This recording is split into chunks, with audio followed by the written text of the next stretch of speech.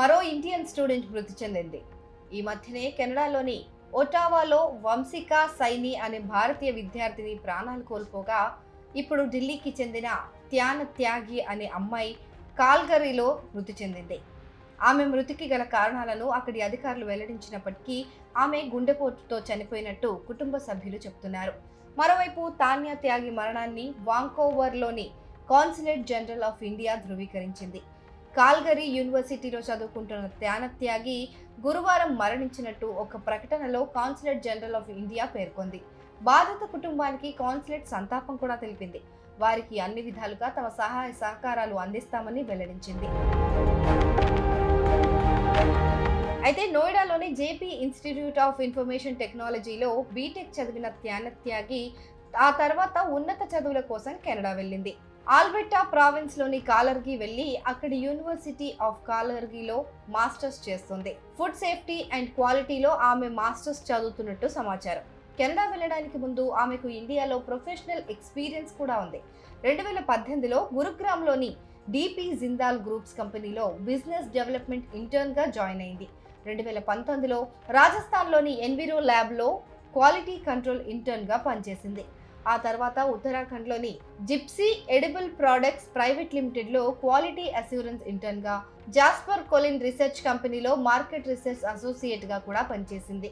ఆ తర్వాత ఆమె ఢిల్లీలోని మెట్రోమార్ట్ స్టోర్లో రీటైల్ సేల్స్ మేనేజర్ గా కూడా వర్క్ చేసింది. మొత్తం మీద ఆమె ప్రొఫెషనల్ కెరీర్ అంతా ఫుడ్ సేఫ్టీ మీదే నడిచింది. అందుకని కెనడా వెళ్ళి అక్కడ ఫుడ్ సేఫ్టీ మాస్టర్స్ చేసి సెటిల్ అవ్వాలని అనుకుంది. తల్లిదండ్రులు కూడా ఆమెకు సహకరించారు. కానీ ఇంతలోనే ఎవరూ ఊహించని విధంగా ఆమె ప్రాణాలు కోల్పోయింది. తాన్య త్యాగి డెడ్ బాడీని వీలైనంత త్వరగా ఇండియాకి రప్పించేందుకు ప్రభుత్వం సాయం చేయాలని ఆమె కుటుంబ సభ్యులు కోరుతున్నారు.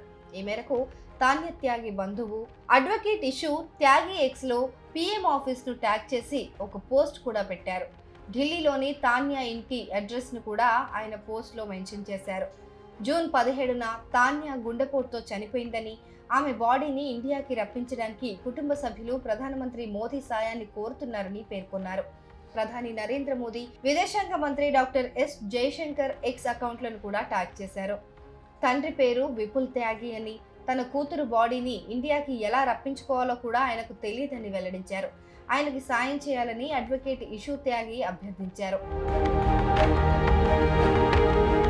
దురదృష్టవశాత్తు కెనడాలో ఈ ఏడాది చనిపోయిన 3వ భారత అమ్మాయి తాన్య త్యాగి.